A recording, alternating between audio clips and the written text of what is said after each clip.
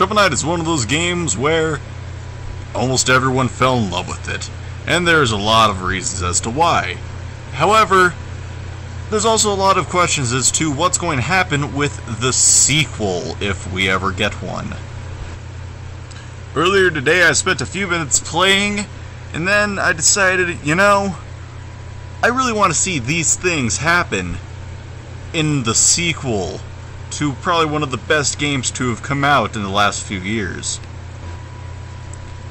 Number one, we're going into shorter levels. One of my main issues with the first game was the fact that the levels seem to go on for way too long. And while that could be considered a good thing, it gives the game more length, it just takes away from the overall experience because you're thinking, I really want this level to be over. Having shorter levels means we would have less checkpoints and less frustration. However, that would also lead into maybe them running out of ideas for levels, which would kind of suck. And with more levels means more bosses and, more stages, which leads into points 2, 3, and 4 of mine. More varied bosses, more stages, and more stage variety. With the varied bosses, I'm talking about how in the original game, almost all the bosses are just trying to get the boss into the corner so you could just repeatedly pogo them. And while that works up to a point, after a while it gets a little bland.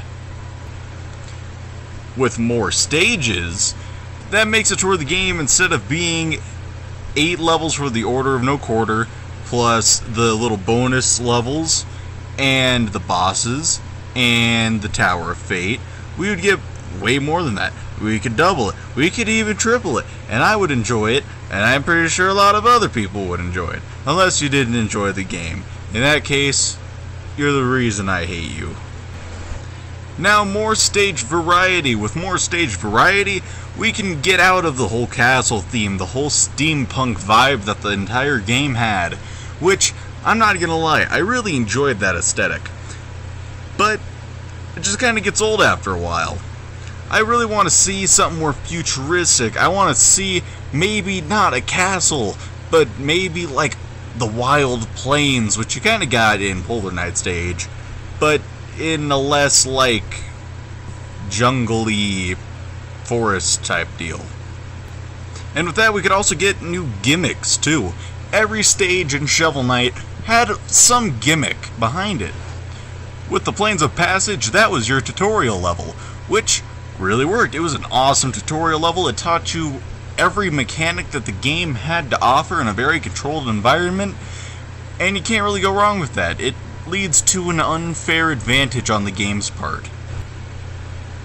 King Knight Stage had the floating books and the cauldrons, Spectre Knight Stage had the silhouettes, Tinker Knight Stage has the auto-scrolling, Propeller Knight Stage has the bouncing on enemies, which you do the entire game, but we're not going to talk about that. Point number 5 is having it be an SRPG. An SRPG stands for Shovel Role-Playing Game. Instead of Western or Japanese, no, it's a Shovel RPG. Now one might ask, but James, how would that work? I don't know how this fancy-dancy SRPG thing would work. I don't get it. Well, here's how it would work. We would get different shovels, armor sets, and we'd get experience points. Different shovels offering different chances of, attacking. You get better range, or maybe faster speeds. It improved down thrust, or maybe like no down thrust at all. Maybe there's like an up thrust. Maybe it's a boomerang shovel where you throw it halfway across the screen. Then with the armor sets, they had armor sets in the original game. However, I'm thinking of revamping them. Making them different than just color palette changes of the original armor, but adding different effects, different element resistances, different certain attributes. Maybe there'll be an armor that makes you jump really high, or different leggings, perhaps, that make you jump really high, and you can get a helmet that will break blocks above you. And of course, in a typical RPG fashion, the different armors would give you different amounts of defense. Or maybe with the gauntlets, they would give you different attack powers. Some probably being just stronger attack, and every enemy would have more than 1, 2, or maybe 3 hits to kill.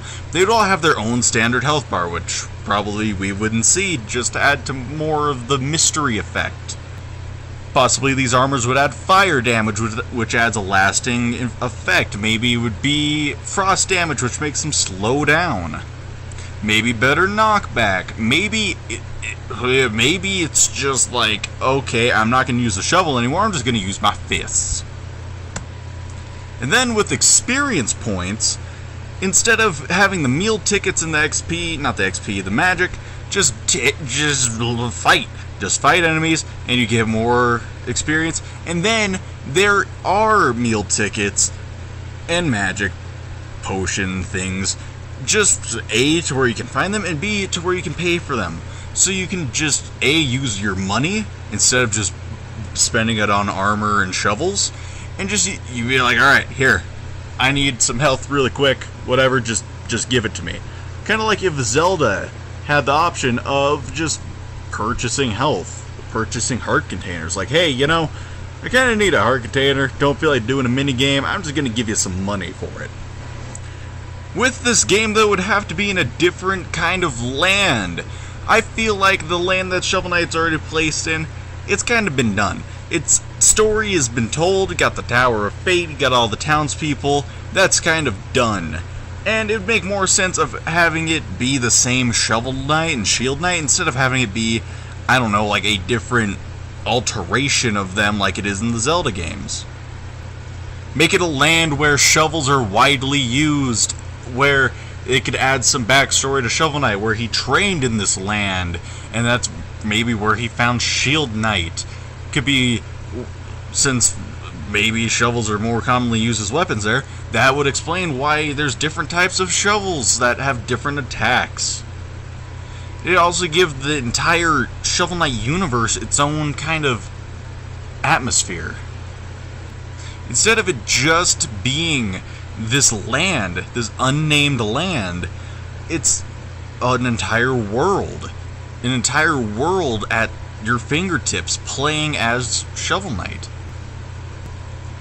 And as one would do, he would always be with his trusty companion, Shield Knight. And that leads into point number 7, having Shield Knight be available from the start of the game. As of right now, Shield Knight is not yet available as a playable character, yet I'm pretty sure she will be in the future. I'm not certain on that, and I don't feel like looking. Though if she was available, it would lead to different options. It could be maybe perhaps she's a hard mode of the game. Maybe she just only has different attacks. Similar to Zero. Is his name Zero? I'm not sure. The red dude in the Mega Man X games. I believe it's Zero. Have him be like him. Instead of having Mega Man's Armbuster, he has the Z-Saber. And it just adds it's just a different game. Maybe make it to where instead of her having different armor sets and shovels, she's just a base character. She can level up her health and whatnot. She's a base character, and that's it throughout the game. Sure, she'll have to get relics and whatnot to be able to progress through different parts of the game, but she's that. She's just a base character. Speaking of companions, having actual companions in Shovel Knight is topic 8. What if you had different companions that helped you do different things? Instead of having the amiibo functionality for the Wii U version, where it gives you the double jump, or it gives you the blink, dash, or whatever, just have it to be where you can have a different companion, very akin to Paper Mario, that helps you do these things, that helps you, I don't know, extend your jump, glide a little. Hell, you could make it the different bosses from the last game, who, I don't know, maybe all went to this land, seeing as there's a new power that they can, strive for. And Shovel Knight's like, hey, you know, we can all reach this goal. Maybe you should join me. And it could go from there. Like having Propeller Knight, he could be a double jump. Tinker Knight could be, I don't know, a way to get into small spaces, I suppose. Spectre Knight could give you like a big sweeping attack right in front of you. King Knight could make it to where it's like a passive effect of maybe you just find a little bit more gold whenever he's equipped. Plague Knight has his own arsenal of what he can do. Maybe he'll just drop a bomb in front of you. Maybe he'll, I don't know, blow up the world or something. Treasure Knight could lock enemies in his magic treasure chest, and then you can attack that treasure chest and get even more gold from the enemies than you would have anyways. To be fair though, it's very similar to what King Knight's passive ability would do, but you'd still get the satisfaction of having the enemies locked into a chest, and that would give you another chest to open. And give these characters their own leveling systems as well. Make it to where instead of, let's say, King Knight's passive gold ability, instead of having it be like, oh, you get an extra, like, 0.5% of gold, maybe after a while he gets 0.10%. No. I don't know how percentages work. Maybe just you get more gold. Or perhaps with Spectre Knight's sweeping slash attack, maybe it's longer. Or maybe it corrupts enemies. Maybe instead of killing them or like taking out a chunk of their health, make it to where it takes out a bigger chunk of their health. Or even make it to where the enemies become undead skeletons after a while, and then they'll fight for you, they'll fight with you. Though unfortunately with that, it'd be very situational just because you'd kinda have to keep them around, or maybe they just have a very dynamic set of skills like Shovel Knight does. Which, I mean, that just kind of reminds me of, like, Donkey Kong Country, the old ones where you have Donkey Kong or Diddy Kong or whatever, just kind of floating behind you while you're doing your platforming business. With it being an SRPG, we could get more character development out of these protagonists. I really, really liked the storytelling in Shovel Knight. It was short, sweet, and to the point. It was very akin to the NES games of old. However, this also goes with point 10, and I did not say that character development was point 9, which it is. Point 10 is a different art style. With the original Shovel Knight, I call it a 12-bit art style. It's very akin to the original NES, and it's also kind of taken elements from like the Super Nintendo and the Genesis, so I call it the 12-bit in the middle of 8 and 16. We can make it a full-on 16-bit game, or maybe even go past that a little bit, make it like a two-dimensional 32-bit game. And those systems that are 16-bit, 32-bit, whatnot, they had a lot of RPGs, they had a lot of storytelling, and we could just build the world from this. And with having a different art style, I'm not talking just completely changing the gameplay at all. I'm thinking that should be saved for Shovel Knight 3, perhaps. Instead of making it a two-dimensional platform, make it like a three-dimensional beat-em-up. That would be really cool. Have it be like, I don't know, Zelda Ocarina of Time, where it's just instead of a sword and shield, you have a shovel. You can't beat that. Very, I don't know, imagine Ukulele, except you have a shovel. And with the character development, I would love to see what's going on with these characters. With Black Knight, they don't say much about what his motives are. It doesn't say much about, like, what he's intending. You have to infer a lot of it, which I like, but at the same time, I still want the actual story. Or perhaps, maybe how does Shield Knight feel after the events of the first game? Maybe she's shaken up. Maybe she breaks down halfway through the game, and it goes into how she felt during the game. Or maybe it's like, oh, Plague Knight's not such a dick in this one, and he shows it too.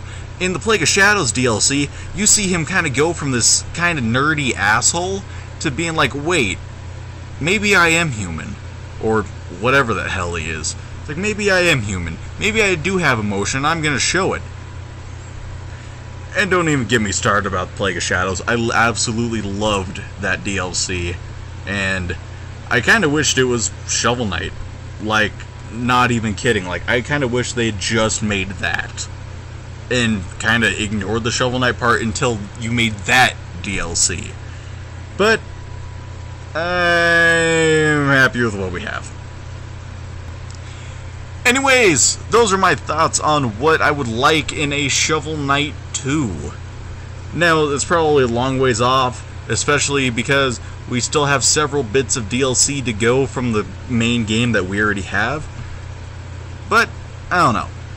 Perhaps, maybe they're kicking around the idea. Maybe they're already working on it alongside the 2 bits of main DLC, plus the battle arena functionality that they're adding on to the different versions. Now, I doubt that just because it's such a small team and they don't have a whole lot of resources floating around.